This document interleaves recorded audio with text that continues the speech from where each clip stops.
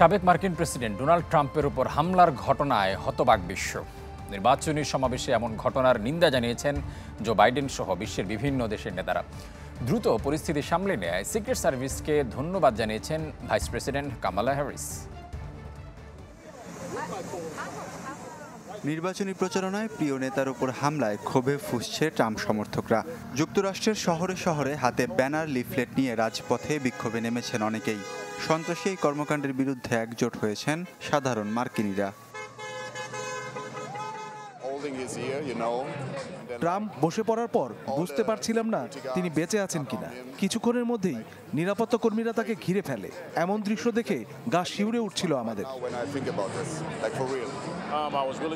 আমি ডোনাল্ড ট্রাম্পের ভক্ত নই, তবে আমাদের প্রাক্তন প্রেসিডেন্টের সাথেও এমন ঘটনা ঘটেছে যা আমরা কখনোই সমর্থন করি না।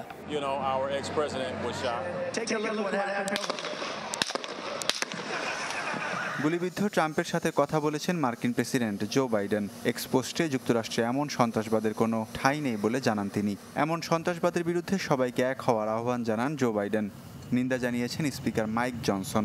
ট্রাম্পের দ্রুত সুস্থতা কামনা করেছেন ওবামা মিশেল দম্পতি। পরিস্থিতি দ্রুত সামাল দেয়ায় দেশটির সিক্রেট সার্ভিসকে ধন্যবাদ জানান ভাইস প্রেসিডেন্ট কমলা হ্যারিস। ট্রাম্পকে হত্যাচেষ্টার ঘটনায় নিন্দায় সরব বিশ্বের তাবড় সব নেতারা। এ ধরনের রাজনৈতিক সহিংসতার নিন্দা জানিয়েছেন ব্রিটেনের নতুন প্রধানমন্ত্রী কেইর স্টারমার। নিন্দা জানিয়েছেন ভারতের প্রধানমন্ত্রী নরেন্দ্র মোদীও। এক্সে দেয়া পোস্টে বন্ধু ট্রাম্পের দ্রুত সুস্থতা কামনা করেছেন তিনি। ঘটনায় দুঃখ প্রকাশ করে গণতন্ত্রের উপর এমন আঘাতের বিরুদ্ধে বিশ্বকে সোচ্চার হওয়ার আহ্বান জানিয়েছেন জাপানের প্রধানমন্ত্রী ফুমিও কিশিদা।